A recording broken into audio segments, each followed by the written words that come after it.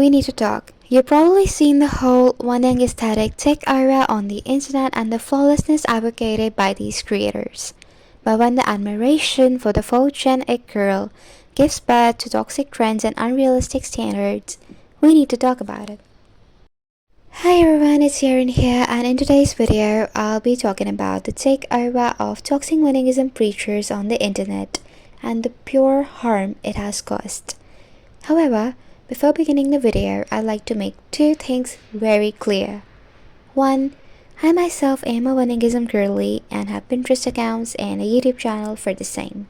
And second, if you can't take an opinion that differs from yours, kindly stop watching this video. Now that this has been made clear, let's get into it. The origin of Wanyungism and the slow transition into toxicity. So, Wanyungism started off pretty simple. People just loved Wanyang's whole vibe. She's elegant and has that effortlessly perfect, almost unreal kind of beauty. Naturally, a lot of people wanted to look like her, act like her, and channel that pretty, delicate, flawless energy. But then, as the internet does, things got weird. What started as admiration turned into a full-blown standard. Like, if you weren't serving Wanyang core 24/7, suddenly you weren't feminine enough or graceful enough. And instead of just hyping Wanyang up, people started tearing others down. It went from appreciation to obsession real quick. And that's when it got toxic. But is everyone who follows Wanyungism really living up to the toxic standards, catering to them? The answer to that is no. As I mentioned earlier, I'm a Wanyungism creator on Pinterest, and to be fair, not all Wanyungism is toxic. Wanyungism at its core focuses on self-improvement, self-care, and just embracing your feminine side without putting others down. But let's be real.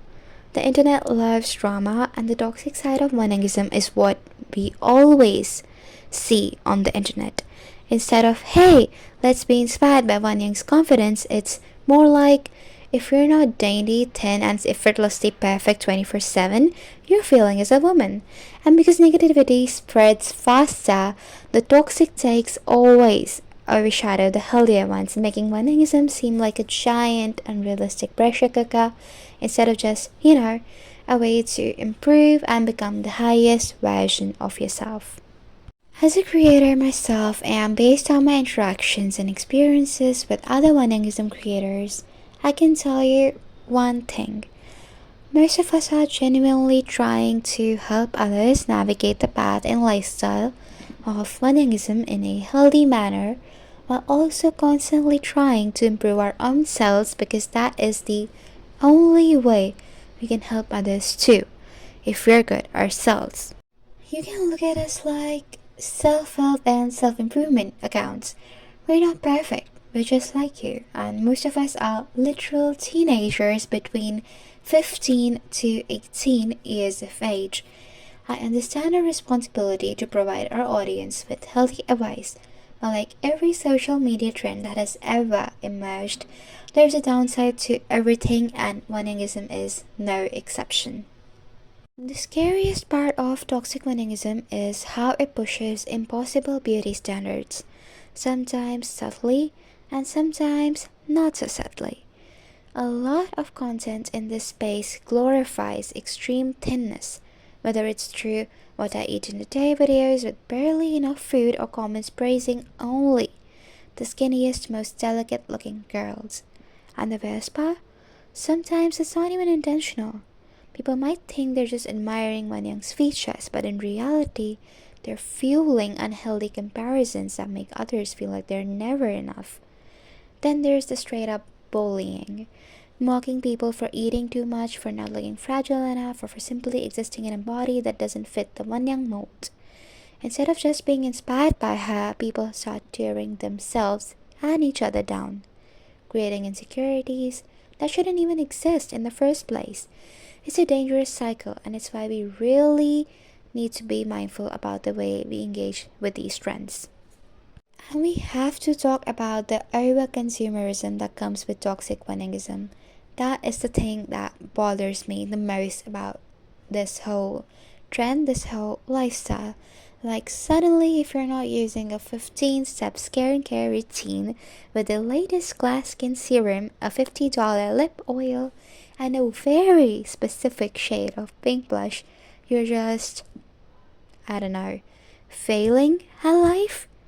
Social media pushes the idea that looking perfect means constantly buying more, more products, more clothes, more accessories, when in reality, most of it is just marketing disguised as self improvement. Do you really need 5 different lip glosses and a perfume that smells like expensive baby powder? No, but the internet will convince you otherwise. It's like femininity and beauty have been turned into a shopping list, and if you don't keep up, you're somehow less than. And the best part? It's never enough. There will always be a new must have product, a new aesthetic to chase, a new trend that makes you feel like what you have isn't good enough. It's exhausting, expensive, and honestly, so unnecessary. So, at the end of the day, Wonyoungism isn't the real issue. It's how people have taken it to extremes. What started as simple admiration for Wonyoung's elegance, confidence, and charm has turned into this suffocating, unrealistic standard that so many people feel pressured to meet. And while, yes, there are creators who promote the aesthetic in a healthy way, focusing on self care, confidence, and embracing femininity without tearing others down, the toxic side is what gets the most attention. The constant pushing of extreme thinness, the shaming of people who don't fit a certain mold, and the bullying disguised as constructive criticism has made Wonyoungism less about appreciation and more about unentertainable perfection. At the same time, it's important to recognize that not everyone engaging with Wonyoungism means harm. Some people and creators are genuinely trying to improve and help others improve into the best version of themselves. The problem starts when admiration turns into obsession, when it stops being about personal growth and starts making others feel insecure about things that they never even questioned before. The moment an aesthetic or trend makes you feel like you're failing for just as existing as yourself, as just living your life, that's when it's time to step back. At the end of the day, you don't need to look, act, or live like Wonyoung to be beautiful, graceful, or worthy. There's nothing wrong with taking inspiration from her confidence, but it should never come at the cost of your self-worth. So instead of forcing ourselves into a mold that was never meant to fit everyone, maybe we should just take what actually empowers us and leave the toxicity behind. Because honestly, the best egg girl energy isn't about fitting into a trend, it's about being you.